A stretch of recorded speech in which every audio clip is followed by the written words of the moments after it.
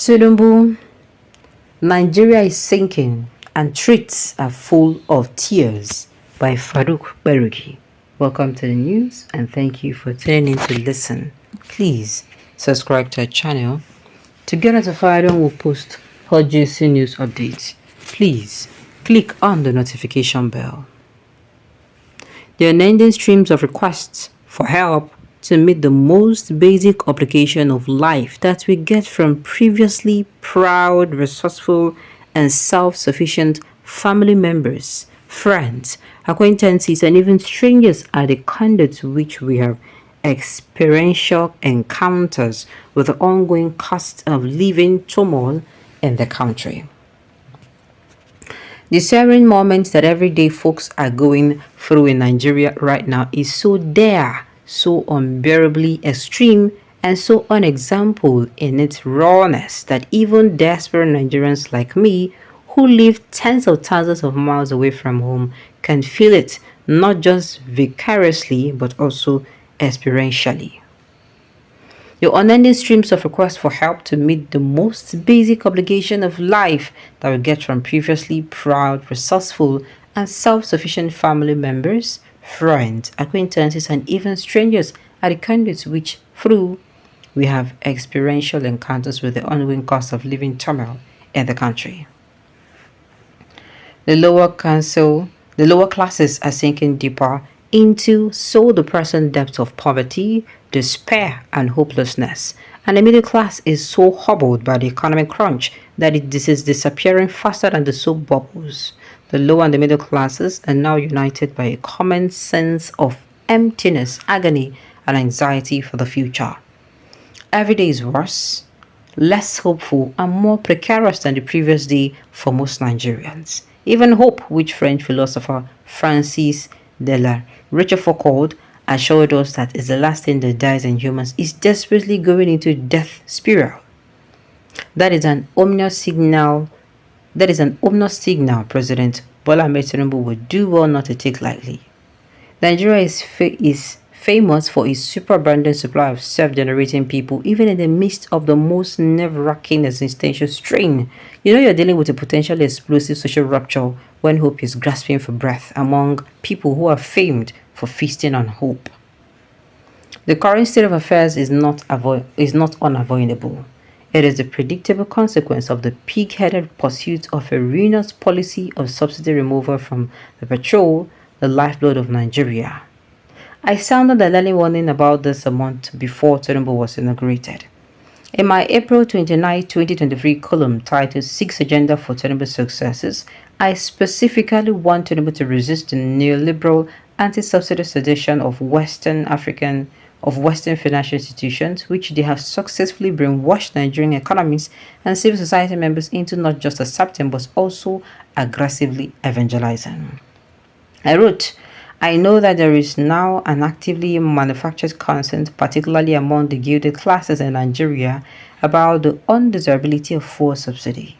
I don't care what it is called, but any policy, call it deregulation, subsidy removal, or appropriate pricing, that result in an arbitrary and unbearable hike in the price of petrol without a corresponding increase in the salaries of workers, and an improvement in the living condition of everyday people will sink Tinubu.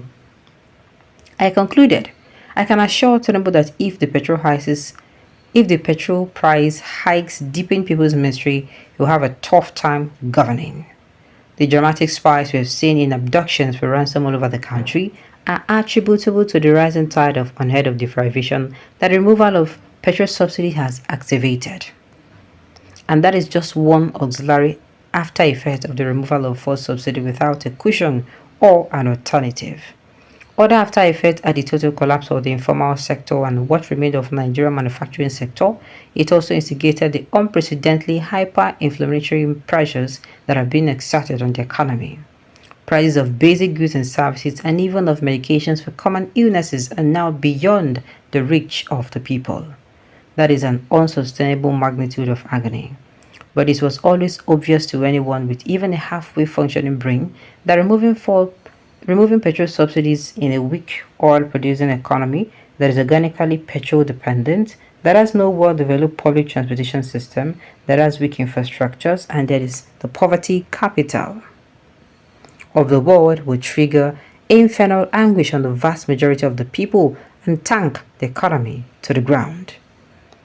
These are not bad pangs, they are not the pains before the gains, there is no light at the end of the tunnel. The tunnel is condemned to unrelieved darkness. The lies Nigerians are contending with now is the certain and inevitable result of a conscienceless implementation of disconnected and irrelevant economic policies inspired from outside Nigeria. I came of age during General Ibrahim Babangida's regime. IBB started the so-called structural adjustment programs, removal of subsidy, devaluation of the naira, mass retrenchment, which inaugurated Nigeria's descent into abyss. I had the exact same language. I had the exact same things that the current government is spouting during IBB's time, that it would get worse before it got better. Then after the bed pangs, a pig bouncing baby will be born. That there was delayed rectification awaiting us if only we could be a little more patient. None of the promises materialized. Instead, suffering was elevated to crushing heights. Advanced fee fraud, also called 419 blossomed. Corruption was fertilized. Brain to the west got wings. The period also unleashed the naira irrecoverable slide into the deep hole of worthlessness. Decades after the same SAP sap about which hundreds of books and articles have been written and whose irreversible damage we continually lament, has been artfully repackaged, disguised, deodorized, and huckstered by a well-oiled gang of soulless apes who deployed all manner of clever rhetorical trickery to coerce Nigerians into consenting to their own self-incineration. The idea that petrol subsidies had to go because they were riddled with corruption and that they consumed a disproportionate share of our national budget is a mere propagandist cop-out.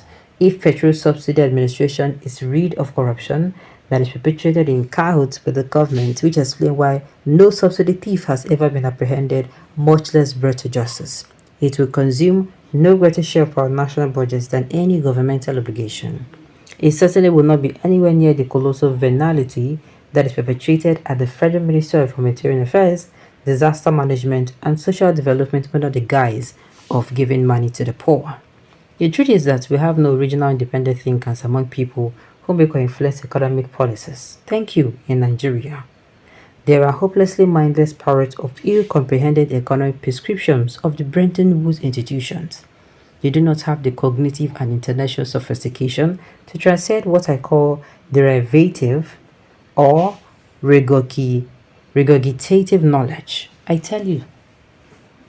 You see the last two sentences, or three sentences.